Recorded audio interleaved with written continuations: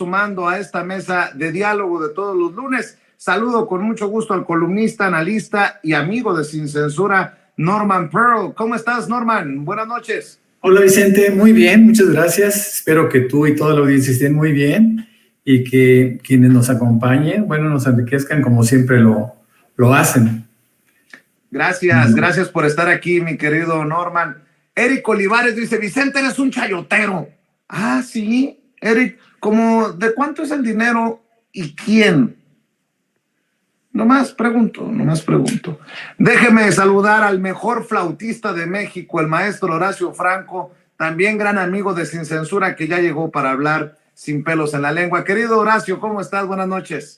Norman y Vicente y quien se sume, que no sé quién va a estar, no sé si va a estar Hamlet, pero buenas noches a todos, un honor siempre estar en esta mesa. Y mira, me viene siguiendo los pasos, ya ves que estaba yo en Monterrey la semana pasada para el concierto, y ahora tú estás ahí, sabes que muchísima gente, estuve en todo el norte de la República, bueno, en varias ciudades del norte, y toda la gente te ve mucho y te sigue mucho Sin Censura y pues quiere mucho el noticiero. No, muchas gracias. Te quieren a ti, mi querido Horacio. Te queremos a ti, te respetamos a ti, maestro. Déjenme iniciar con esto que proyectaba. Una Norma Piña que dice que el Poder Judicial no es oposición política, aunque pues yo tengo otros datos, diría el presidente Andrés Manuel López Obrador. Una cosa es lo que se diga y otra cosa es lo que se hace. Mi querido Norman, ¿cómo ves tú? Bueno, el presidente ha insistido de manera bastante sistemática en que antes el Poder Judicial estaba subyugado de alguna manera por el Poder Ejecutivo, obedecían al Poder Ejecutivo. Es ahora, justamente por primera vez en mi historia, cuando menos lo que yo recuerde, que el Poder Judicial se enfrenta al Poder Ejecutivo y le cuestiona todo y le frena todo. Pero no solo el Poder Ejecutivo, también ha estado o ha querido estar por encima del Poder Legislativo, en donde sistemáticamente están tratando de enmendarle la plana. Ellos, hoy por hoy, se consideran el poder de poderes. ¿Y cómo no? Mira, yo hago una reflexión. Cuando veo que un juez tiene la facultad o asume potestades que desde mi punto de vista no le corresponden y veta acuerdos y veta obras y veta lo que quiere, eso es un exceso. Y esos excesos se dan justamente porque ellos asumen o se asumen como el poder de poderes, ¿no? O el poder de los poderes. No estamos acostumbrados a eso, estamos viendo algo inédito, estamos viendo algo que no sucedió antes. Yo sí creo en la independencia y la autonomía de los poderes, pero esos tienen que estar también acotados por sus propias reglas, ¿no? Hay cosas que se están dando que van más allá de sus facultades. Y esto pues, evidentemente crea todo un conflicto. Ahora, todas sus decisiones son en favor de los partidos políticos de oposición. ¿Y cómo no? Finalmente, la mayoría de los ministros fueron puestos por Fox, todavía hay alguien, Calderón y Peña Nieto. Entonces, ellos obedecen justamente a quienes les han abierto esas puertas al poder y lo asumen pero con singular alegría.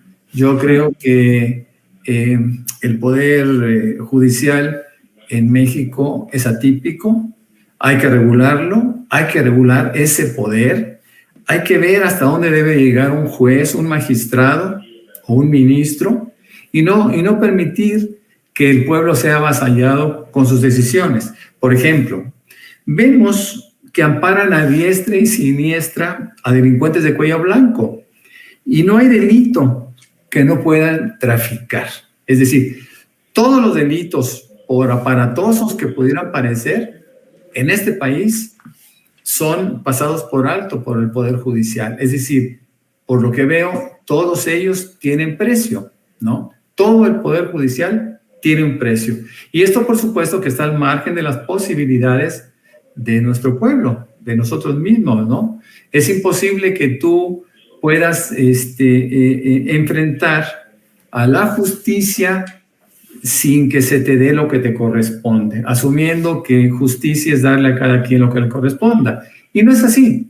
Es algo bastante triste porque nuestra condición es de una desigualdad absoluta. Cuando el presidente se refiere a desigualdad, básicamente lo hace en términos económicos, pero nosotros también vemos que esta desigualdad permea a estos poderes y definitivamente hablar del Poder Judicial es hablar de un poder corrupto, un poder que no está en capacidad de impartir la justicia que el pueblo demanda. Hace un rato lo comentaba Mauricio, esos 94% de expedientes pendientes no son producto de la casualidad, es producto de una falta de atención y de un trabajo que no se ha realizado. Entonces, bueno, la Suprema Corte de Justicia de la Nación no se puede asumir como un ente productivo porque tienen demasiados rezagos y además lo poco que deciden, lo deciden en favor siempre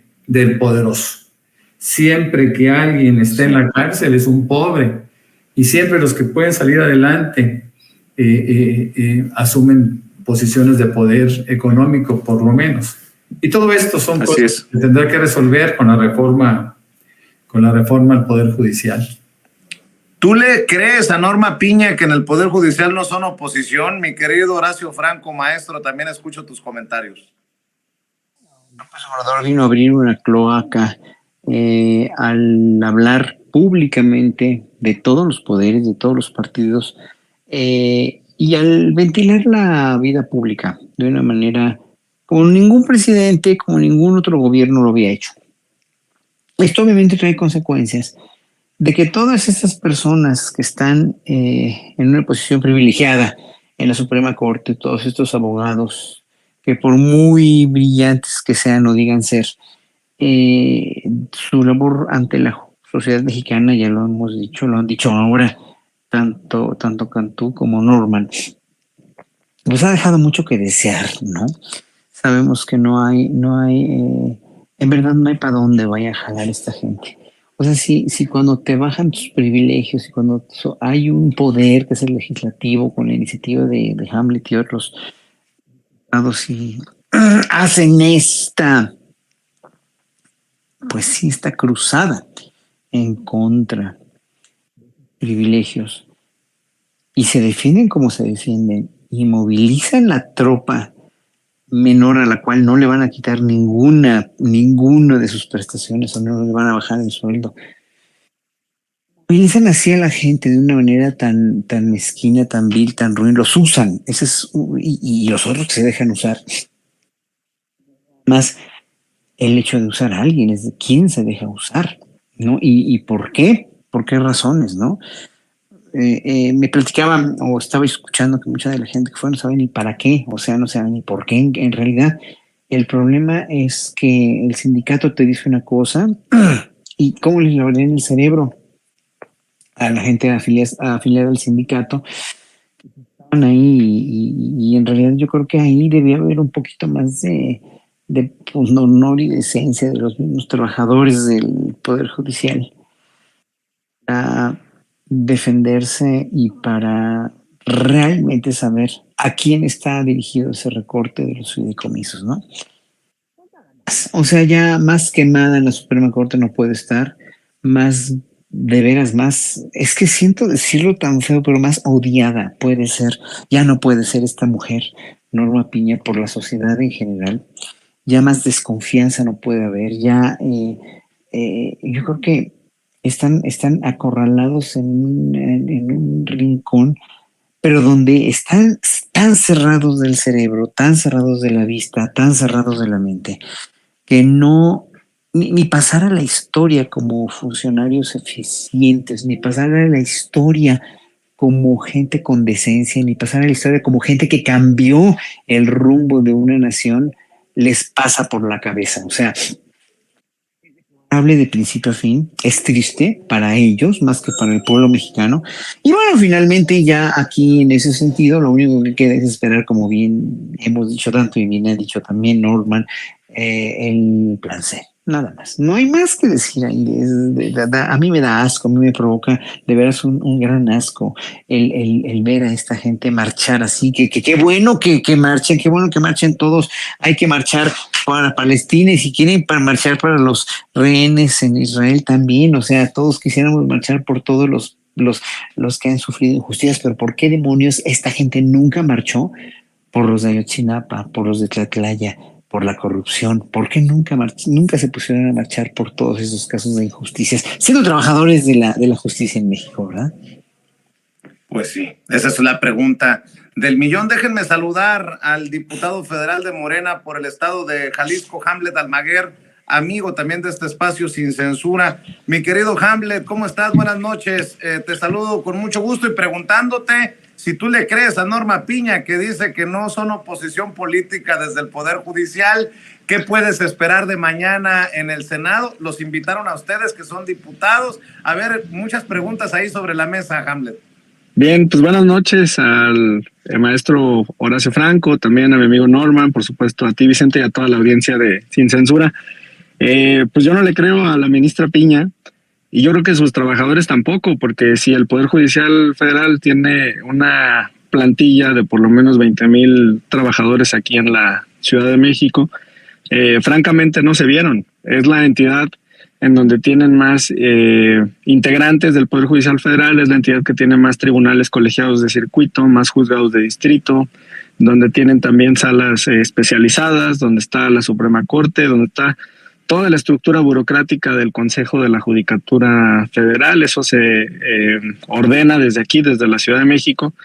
Y bueno, pues en realidad no fue una marcha multitudinaria como aquella del Instituto Nacional Electoral, aunque sí, la narrativa es la misma, que no va a haber acceso a la justicia, así como decían que ya no iba a haber módulos del INE, que nadie iba a poder sacar su credencial de elector, que no íbamos a tener elecciones libres en el año anterior, que no íbamos a poder votar por nuestros gobernadores en el Estado de México y en Coahuila, que no iba a haber recursos suficientes para mamparas, para los crayones, una catástrofe pintaban en el INE.